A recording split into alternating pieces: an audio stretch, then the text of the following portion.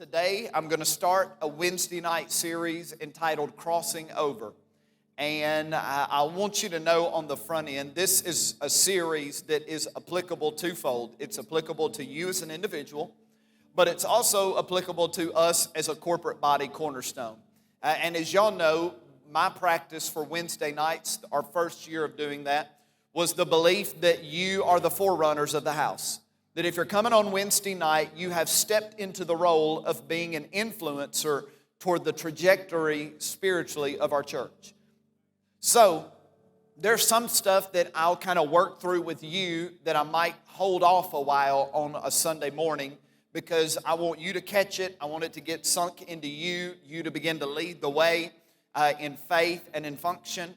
And then eventually we'll kind of start talking about it a little more in the Sunday context, when it's much more of a diverse crowd when it comes to spiritual experience.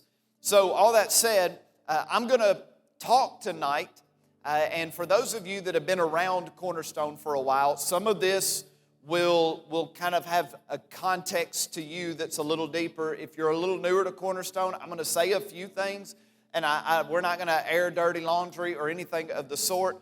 But just kind of bear with me when I speak to some context that's really specific to Cornerstone. But all of it, I think, ultimately will be applicable to everybody in the room. Michelle and I have been your pastors for almost 15 months now. And it's been the Lord has favored us. He's been good to us. The Lord is with us. The evidence of that is very clear. And I'm grateful for what the Lord is doing. But even with 15 months of this, I'm still new to some of you personally, and you're new to me personally. We're getting to know each other in the process on a real human, person-to-person level. But as it pertains to Cornerstone as a corporate body, Cornerstone as a work of the Lord for 40 years, Michelle and I have a pretty good bit of familiarity with this house. I mean, so much so that when Michelle was a teenager, in her college years, and she was working as an intern at Camp Jackson, just during her summers, they would come to church here at Cornerstone in the 90s as interns in the gym. I think that's where it was, the other building, right? I don't know. I get mixed up around here. I still can't find my way around certain parts. I get so turned around. 15 months, I ain't learned it yet. So we have some history, like we because of the job I was in, I was well aware of the significance of this work and what God has done here, well aware of the trajectory of the church in its like zenith growth season, and I just want you to know that I don't speak from 15 months of experience. I speak from a lot of years of just having the privilege of watching what the Lord's done here, and while I don't know you all incredibly lengthy of a time, I know what God has done here. I don't know all the details. I've learned a lot of details in the last 15 months. So when I talk about crossing over, I want to refer to the message that I preached Sunday where I talked about the 2.5 tribes, and Joshua was getting ready to lead them over the Jordan. And that's where we're going to hang our hat during this series, just the whole principle or the whole story, if you will, of God leading Israel through the wilderness, out of the wilderness, across the Jordan, into the promised land to take the land. But again, I want to speak some corporate things, and I want to speak some very personal things. But I also want to make a few disclaimers. And I want to start with these disclaimers because I just feel like it's important to say these things on the front end. And once I'm done with these and read the Bible, then Jana, you're free to go. But hang with me for a minute. So here's one disclaimer, and we're just talking kind of transparently. When talking about the history of Cornerstone, the past, etc., I need you to offer me the grace to be able to speak effectively without the assumption of the worst. Like, don't try to read subtext. Just hear what I'm saying. I need the grace for that. Now, I make that disclaimer because the Lord has been faithful to this church. It's His church, and I will always hold my heart accountable. I will hold my heart accountable to not disrespect what the Lord has loved. So the reason I say give me the benefit of the doubt, give me the grace, is because I'm telling you, I feel I have a responsibility to the Lord to hold my heart accountable about how I talk about the history of this church and what I feel and hold in my heart. I want to say this, there are parts of our history that are powerful, inspiring, exciting, and beautiful. There are parts that are challenging, painful, unresolved, and maybe disappointing. There were parts that were right, and there were parts that were wrong, and both can be true. And you don't have to dismiss all the incredible good while trying to work toward the health that God has for you. I want you to hear this disclaimer. Y'all all right? I told y'all on Sunday, like I'm going to start saying stuff. But I want you to know my heart as I say it. I never want to dishonor those who've gone before me. It's a core value of my life. There are a million opinions that have flown around about Cornerstone Church over the last few years. But what I know is that the Lord is sovereign, and we are not here without all that has happened. We are living in the bounty of much great labor, and I inherited all of this. I didn't build it. And I walk in, it's weird for me. Other ministry friends will come in and they'll talk about the building, and all I know to say is I didn't do it. I just kind of stepped into it. I never want to take credit for something that I didn't do. Simultaneously, I know that what it took for the Lord to position Michelle and I as your pastors was painful and not pleasant. So we see the good Michelle and I do that's in this house and has been in this house for a long time, and there's a lot of it. But we also know where we need to heal and realign with the heart of the Lord. And really for 15 months, I feel like we have come a million miles. It's been beautiful to watch what the Lord has done. The last thing I want to say as a disclaimer is in my heart, I am required by God to hold all those tensions, to honor the Lord with humility and gratitude, and lead us to great health and strength as a family. When I say those tensions, I mean the tension of the good and the difficult. The tension of being able to say what we need to grow in, but also cherish what has been beautiful and pleasing to the Lord. I'm required to hold these tensions, and I believe it's possible to hold those tensions. I believe the Lord wired Michelle and I, that He built us for that specialized purpose. I feel like as I watch how the Lord has raised us and where He positioned us, that He prepared us to hold all of those tensions well in our heart.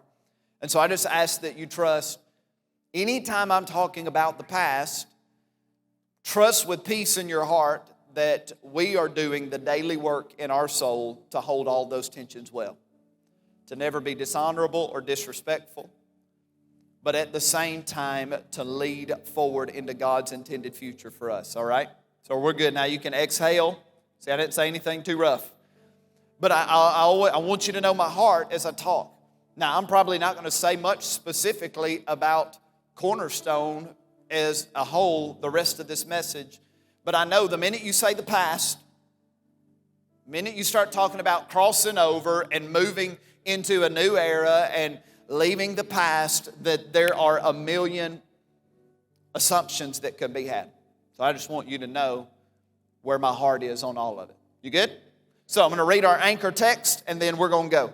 Joshua 3, verses 14 through 17. And this will kind of be an anchor for the next few weeks, and we'll dance all around it as we go over these few weeks. So the people left their camp to cross the Jordan. And the priests who were carrying the Ark of the Covenant, remember the Ark of the Covenant, as we learned months ago, was where the glory of God dwelled. It was the physical carrier of His glory and presence. It went ahead of them. It was the harvest season, and the Jordan was overflowing its banks. Isn't it like the Lord to cross over when it is least advantageous in the natural? But as soon as the feet of the priests who were carrying the ark touched the water at the river's edge, the water above that point began backing up a great distance away at a town called Adam, which is near Zarethan. And the water below that point flowed on to the Dead Sea until the riverbed was dry. Then all the people crossed over near the town of Jericho. Meanwhile, the priests who were carrying the ark of the Lord's covenant stood on dry ground in the middle of the riverbed as the people passed by. They waited there until the whole nation of Israel had crossed the Jordan on dry ground. Lord, we are following you. We're not making our own plans. We're not devising our own strategies. We're not coming up with our own ideas. We're following you into everything that you spoke over us as people individually and over us as a people, a church. Help us to follow you well, and help us to navigate what was, what is, and what will be in ways that bring you glory and honor. In the name of Jesus, amen. So just in case someone is not as familiar with what's happening, this is a moment in the history of Israel. They had been in slavery in Egypt for 400 years. God used Moses, their leader, to bring them a deliverance from that bondage. And it was God's intention for them to leave that bondage and go into His promised land. However, because of how they handled themselves, how they handled the situation, they were delayed. And they happened to be delayed 40 years. And they did not get to cross over the Jordan River until the Bible tells us everybody who came out of Egypt died in the wilderness. It was, as far as the adult population, it was a journey that took way longer than it should have. All that said, there was a lot that God did in the long journey that turned out to be very beneficial. So even if you are taking longer than you should, God's still working. Even if you delay God's plan, He's still working within the confines of the delay that you and I create to get us into what He intends for us. And so I've got 4 thoughts tonight that I want to share that I think are important if we are going to cross over. 4 thoughts that I think are important if we're going to step into God's best for us. How many of you want God's best? Just in case you didn't. There's like okay. I'm like, there is something going on. Thought number 1. This is the first thought. It is difficult to cross over into God's best if we do not have a healthy relationship with our past. When we don't have a healthy perspective, a healthy interaction with our memories, when we don't have a healthy thought process and thought pattern toward our past, it becomes a hindrance to us from getting into everything God planned for us. How we see the past when we look into it is of incredible importance. You know, we all have a past. We probably don't need to go around the room and start sharing our past. Some of you don't want to talk about that. It can be a mixed bag. You know, probably all of us have parts of our past that we're proud of. Parts of our past that we feel like we did well there. That was a season of happiness. That was good. And then we have parts of our past that maybe we're ashamed of. Parts that we're disappointed in ourselves in. Parts that we really rather people don't necessarily know a whole lot about it. The problem with our past is that we can't change it. It is done. Unfortunately, a lot of times we chase the ghost of our past and we spend the rest of our lives trying to fix something that is already done and can't be fixed. Or running from something that we will never escape unless we get healthy with it and healed from it. And so if we can't change our past, then we have to change how we see our past. We have to change our perception of it. We have to change the way we look at it. And I think one of the first things that we need to do is understand that our past is a seedbed for the fruit of praise from our lips. The writer of Hebrews says that we are to give the Lord a sacrifice of praise. It's the fruit of our lips. Now, I've already talked before how a sacrifice of praise is not, I don't feel like it, but I'll do it anyway. A sacrifice of praise is, I'm going to give my best. Fruit is obviously a byproduct of a seed from somewhere. So praise doesn't start on the lips. It starts from a seed. It starts from something in you. It starts from an experience that you've gotten revelation of God through that experience. It starts with the truth that you have dug deep into in the Bible, and that truth has become alive and real to you. And our past serves as a potential seedbed for praise into the future. By that I mean there is stuff that happened back then that we've got to figure out how to turn it into praise now. Right now, we might not be able to talk about it very happily. We might not want to talk about it at all. We might feel ashamed talking about it. We might want to keep it buried. But at some point, we've got to figure out a way to restructure the things in our past and turn them into praise some way, somehow. Because our past is populated. It's populated with the providence of God, that God was working and moving. It's populated with proof of God. It's populated with the provision of God. It's populated with the protection of God. I mean, some of you weren't even following the Lord, but in His grace, He kept you alive. Your past is populated with the process of God. You can look back and see how He connected dots that you didn't know He was connecting at the time. Your past is populated with the promotion of God. You can look back and see how He maneuvered you and He elevated you and He grew you. The past is populated with the prophecies of God. He spoke to you back then, and now you're living in what He spoke to you. It is populated with the propulsion of God. God was moving you forward. He was working and pushing you into His purposes. And so being able to reassign your past and turn it into praise is, I think, a crucial element to having a healthy relationship with your past. That was painful. That wasn't good. I did not like it. But I'm going to find God in the middle of it. I'm going to keep looking at it. I'm not going to ignore it. I'm not going to run from it. I'm not going to turn my back on it. I'm not going to try to bury it. I'm going to look at it until I see God in it. Because once I see Him in it, it gets healed. Like once I can see Him in the middle of all of the pain or the discomfort or the frustration or the delay, suddenly how I felt about that thing changes because I can see Him in it. He's healing it. He's touching it. And so you have to see your past differently. How our past impacts us today determines our ability to cross over. You know, for some of us, because of what we've experienced, a shell has started to form or has formed in certain places of our lives. Whether intentionally or more often subconsciously, we start creating these defense mechanisms. We create these paths so that we can emotionally detach. We form triggers that warn us at the slightest hint that something feels, looks, sounds, or is familiar with what we went through, so that we know to run, so that we know to flee, so that we know to move. I don't want to ever minimize pain. I never want to minimize difficulty or struggle, loss or lack. I will never in my heart minimize what people go through, what you've gone through in your life.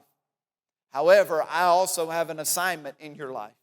And part of that assignment in your life is to say, as followers of Jesus, we have a responsibility. In response to His tender love, His lavish mercy, His loving kindness, His overwhelming generosity with grace, to figure out how to follow Him out of our mechanisms, out of our detachment, and out of our triggers. We have to find a way to follow Him out of it. It's why He showed up in your life. He didn't just show up in your life to sit with you in those and to affirm the defense mechanisms. He's unbelievably patient with them. He's very patient with the emotional detachment. He's very patient with the triggers. But He did not intend to come and just sit there with them. He came to lead you out of them so that you're whole and you're healthy. And so we have to know that if stuff from then is impacting us now, it's creating a disturbance in our ability to cross over into everything God has for us. I might say it this way: we are humbled by the past, not hardened by the past. Hey, we're humbled by it, we're not hardened by it. humbled with gratitude for the Lord's goodness, humbled at His willingness to show us great mercy, humbled at how going our own way put us in harm's way, humbled, ever mindful of the great work that Jesus did in us. But our hearts shouldn't get harder. We shouldn't build this tough exterior. Now, I'm not talking about necessarily how you present yourself. I'm talking about, do you wall off or not? Because some of the things that God intends for you to do will require your heart to be soft enough that it's vulnerable. But He's good, and He'll protect you, and He'll take care of you. I want to move on to my next thought. Second thought is, we can always find a reason why going back or staying put is easier than forging ahead. Like, we can always find a reason of why going forward is not the easiest path. You know, the Israelites repeatedly said to Moses in the wilderness, hey, let's go back. I mean, for us, it's, us looking at that situation, it seems utterly absurd that they would at any point in time say, let's go back into the bondage of Egypt. But on numerous occasions, when things got tough, when stuff got really uncertain, when the answers weren't clear, when the provision wasn't obvious, they would revert. They would say, hey, let's go back there. They would even say like it was better there. It was easier there. Just a moment of transparency. You have to know how the enemy comes at you. You have to pay enough attention to know what invasive thoughts come at you with frequency. I don't know if you'll be able to identify with this, but I mean, I've followed the Lord my whole life, and I have observed a pattern in me. And it's a fleeting temptation that the enemy drops in my mind. Anytime things get really hard, anytime things get stressful, anytime I have to make a really hard decision or do a really hard thing, this thought, this voice, this word begins to float across my mind. And it's an invitation to escapism. It almost never fails. No matter how many times I reject those advances, no matter how many times when things get difficult, stressful, hard, I go ahead and do what I know I need to do. The next time a situation like that comes up, here comes that voice again. It'd be easier to go back to where you were. Why did you even pick this? Why did you do this? Your mind will start going back, mine does, to the other job I had that wasn't as hard as this one. I had it easy. And then you start going down the, why did I do this? What was I thinking? Now, none of those thoughts are true. None of those thoughts are originated from my heart of faithfulness. Those are plants from the enemy. They're enticements. They're temptations. And so you get invited. I don't know if you know what it's like, but you can't literally escape. Israel couldn't go back to Egypt. They couldn't have. You can't literally escape. You can't literally hide. But mentally and emotionally you can escape. So instead of pressing ahead or staying the course or doing the hard thing that you know you need to do, the enemy will try to bait you into taking the easier route, the path of least resistance. He'll try to get you to not do the hard thing to avoid the conflict or the difficulty. He'll try to get you to just stop instead of pushing ahead and putting a strain and a demand on yourself. Or you'll get invited into coping mechanisms where you can escape mentally and emotionally. You'll get invited into retreating into substance or even hobbies. I want you to have great hobbies. I want you to have things you love to do that aren't just coming to church. I want you to have stuff you love. But the enemy knows what you love.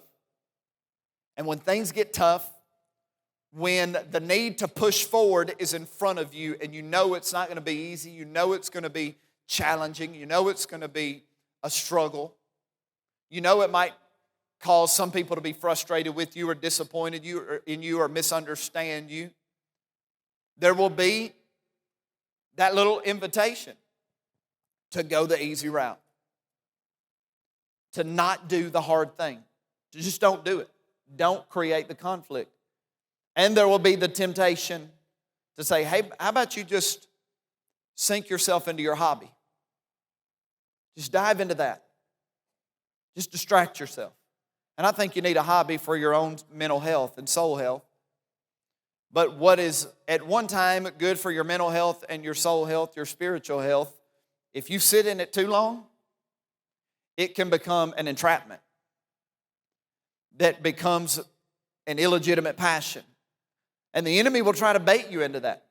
He'll try to bait you into it with binging on Netflix. He'll try to bait you into it with video games. He'll try to bait you into it, I already said, with a substance. He'll do whatever he can to get you to not forge ahead, to get you to kind of stall out and stop. The object of the enemy is to pull you toward comfort so you won't do what you need to do.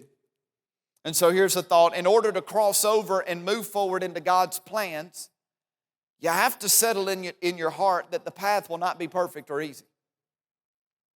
Reconcile it in your thoughts and emotions that you will endure difficulty. You'll never move forward into God's plans if you are avoiding difficulty. I mean, the Israelites knew, and I'll talk a little more about it later, they knew once they crossed the river, they were going to have some battles. They went anyway. Now, there was an earlier time in their history, and I'll talk about it. I don't want to get ahead of myself, when they didn't, because they did not like the difficulty of the path. And so to cross over into God's best, you have to settle it in your heart. It's going to require me to do some hard things. It's going to require me to make some hard decisions. It's going to require me to endure a little pressure. It's going to require me to face a little bit of stress. It's going to put me in the position of having to decide, do I do this or I do that? And I'll start weighing out what happens and the repercussions if I do this or that. That's part of following the Lord. There's a cost. And you have to settle that. Now, this isn't, y'all are quiet as can be, and that's okay. Because I'd rather you count the cost here. But I've never lived in anything that God was doing that I would call an incredible work of the Lord that did not require me and the people that were in it to endure difficulty and do difficult things. Never. Some people don't have the stomach for it. And here we do. Because we know that God has promises for us. And we know that if we're enduring difficulty, He is in it with us. And Jesus is our great model that showed us that our flesh doesn't have to dominate us, but that the mission and purposes of God can be a stronger pull on us than the preservation of our comfort and convenience. Because Jesus allowed His flesh to be subjected to all that it was subjected to for the mission of heaven.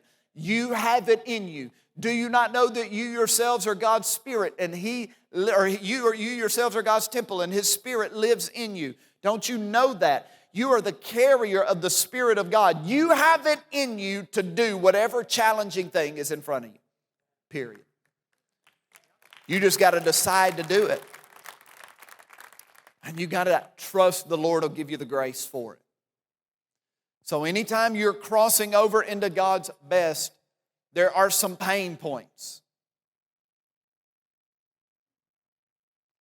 I'm not trying to be masochistic, but I really do believe that our ability to step into all God's plans is largely connected to our pain threshold.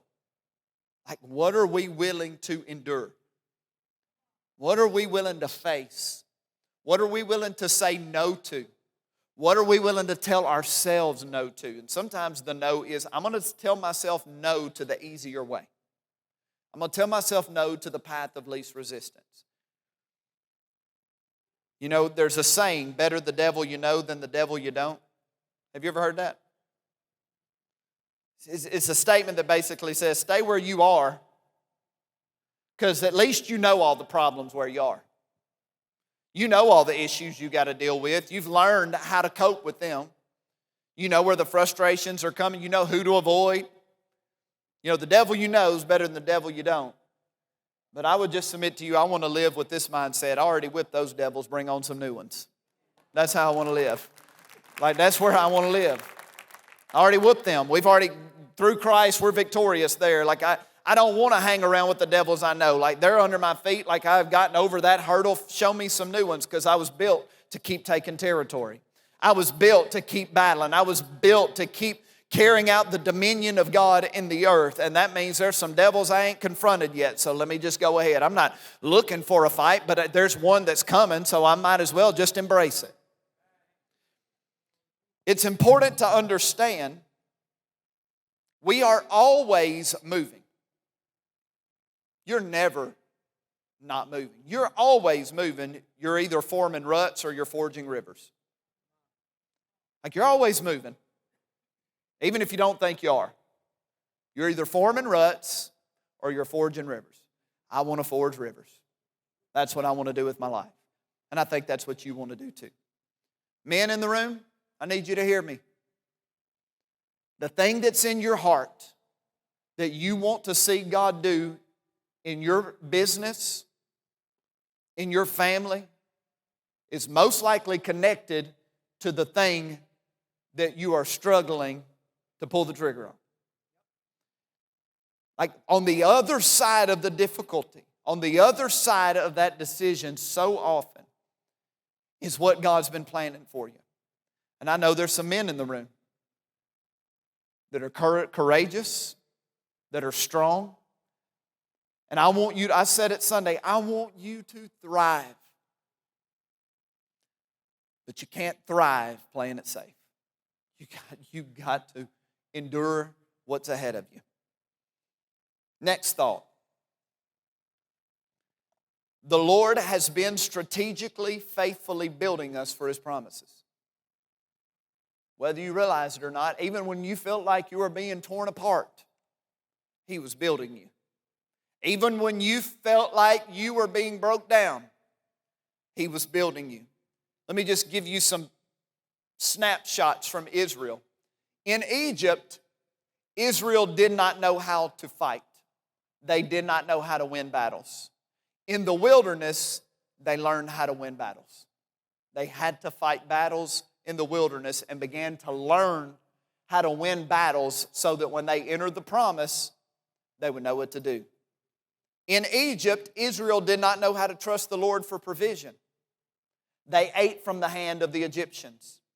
In the wilderness, they learned to trust God for provision through manna, quail, and water from a rock. They had to learn to trust God, not their oppressor. In Egypt, Israel didn't know the presence of God.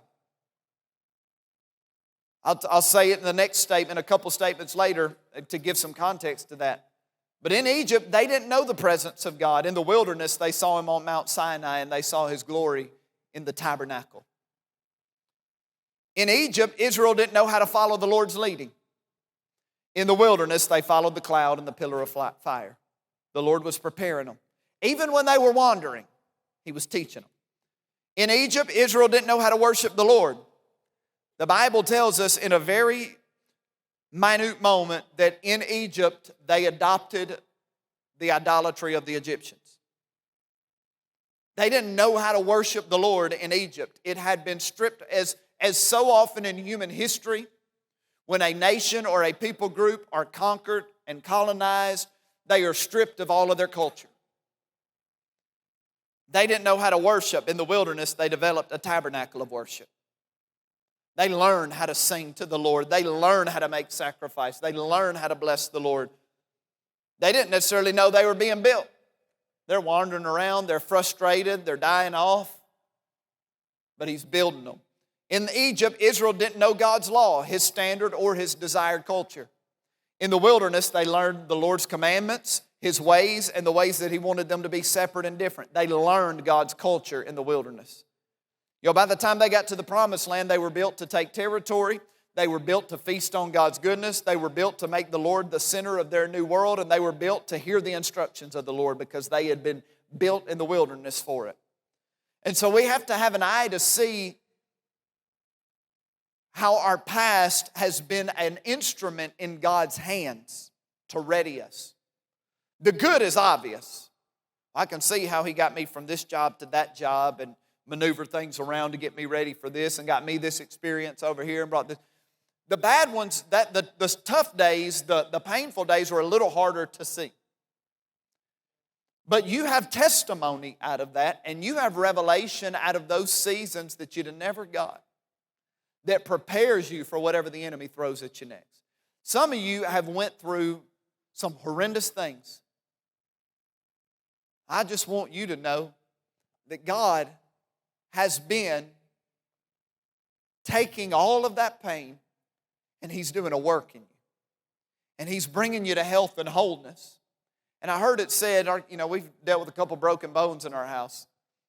I don't know, you might have to Google fact check me on this one. But apparently if a bone breaks, if it heals properly, that spot is so strong, the odds of it breaking there again are unbelievably slim. Because God does a work. Not just in a bone because He built the body, but God does a work in you and He puts strength in you. You good? All right. Final thought, and then we'll get to the end. Jana, if you'll come play. Worship team, I'll call you in just a minute. Well, I guess Pastor Heather, you'll come play. I'm sorry. I forgot even what I asked for. Sorry to confuse you, Jana. Fourth thought, we must discern what to take with us from our past and what to leave behind from our past. We got to discern what goes with us and what stays. You know, the manna and quail weren't going with them. We talked about that. There were some things that sustained them in a season and blessed them in a season, but they weren't destined to travel with them into the next season. And sometimes you have to let go of some good things. I would even say that there are some rhythms and routines in your life that got you to a place of health now, but they might need to be adjusted to get you into God's next thing to sustain what He's doing. Like some things that were sustenance to you, you might need to ready yourself to change your sustenance. The pessimistic, fearful mindset that they had in the wilderness had to be replaced. It couldn't go with them. You know, it's a fascinating detail. We know in the book of Numbers, I think it was Numbers 13, the Lord told Moses to send people into the promised land to observe it. Send people in to observe it. Now, we would now call them 12 spies that Moses sent. God told him, one from each tribe. So he had the number right. But if you read the text, that's all God told him. Send some people in to get a look. Then Moses added to the instruction and starts telling them, hey, see what it's like. Find out if the inhabitants are few or are they many. See if the land's good or bad. Hold on, Moses. The Lord said this was a promised land. The Lord said He was going to bless you with it. And you're trying to get a report on whether what God's promised is good or not. You know, we like to blame the people for their mindset, but Moses was the instigator of maybe one of the worst moments they had in the wilderness. So he sends these spies in and he starts telling them things like, check out their military strength and the fortification of their walls to find out, are they strong or are they weak? What does it matter? I mean, the same God that sent the plagues in Egypt, the same God that split the Red Sea, and the same God, my goodness, that's a pillar of fire. Who cares if they're strong or weak? Why you need a report on that? God's strong. It really don't matter about them. But He wanted a report. He wanted information. He even said, bring back samples of the crops. God's told you it's good. Why you need proof? Why are we fact checking God here? I think it's really interesting. Moses sent 12 spies. 10 of them came back and said, we can't do this. 2 of them said we can. One of the 2 was Joshua, interestingly enough. The guy that went in as a spy and said, we can do it, God is able, it don't really matter what we saw, is the one God picked to lead the next generation. Because God picks people. God puts His hand on people that determine in their heart, it doesn't really matter what I see, I got Him. So He sends 12. 10 come back with a bad report. 2 come back with a good report. In the book of Joshua, before they cross over, Joshua sends spies into the land. And you start thinking, oh gosh, the last time you did this, the people freaked out when they heard the report of the 10. They began to grumble and complain and be stressed and doubt God. And God was frustrated with the people and said, I'll spare your life, but everybody here is not going to get to enter the promise. So you see Joshua sending the spies, you're like, oh my gosh, here we go again. History repeating itself. I think it's interesting, he only sent 2. It was almost a prophetic statement of like 2 went in and saw it right.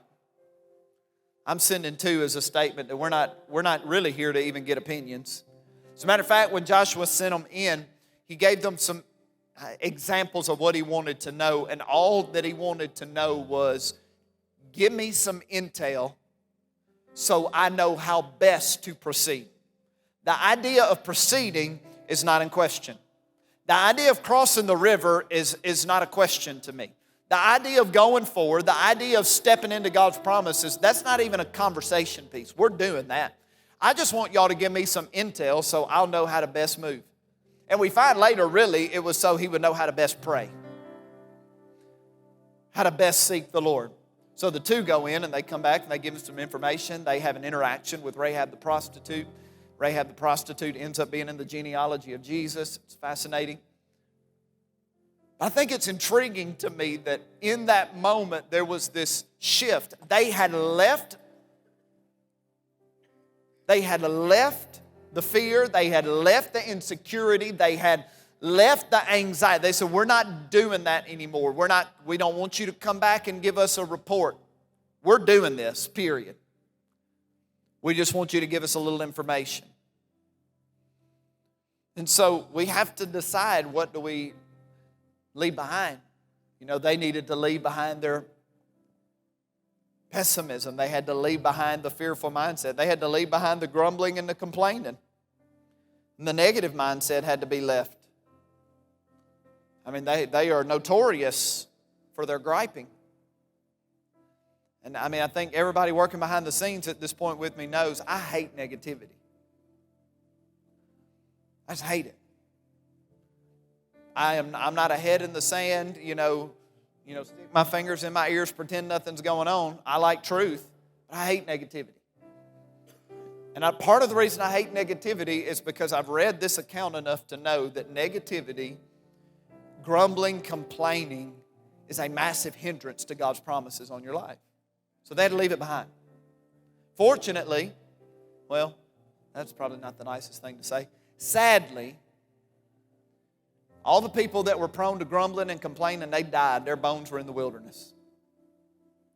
So that a new generation could come up that didn't have that as their native tongue. So then they began to cross over. So I'm going to end with this. Got 15 minutes or so. Here's the question I want to end tonight with. What do I need to take with me and what do I need to leave behind? And I want us tonight to, in a moment, find some space with the Lord. And I want you to just ask Him that. For what you have planned for me, and even what you have planned for this church, what do I need to take with me? What did you give me? You remember, I read it Sunday, Joshua told him, hey, get your provisions ready. There's some stuff that you do need, that God put in you, that God built in you, that God gifted you with, that God strengthened and fortified or added to you through your journey that you need to take with you. But there's some stuff that you might need to leave behind. You know, is it unforgiveness?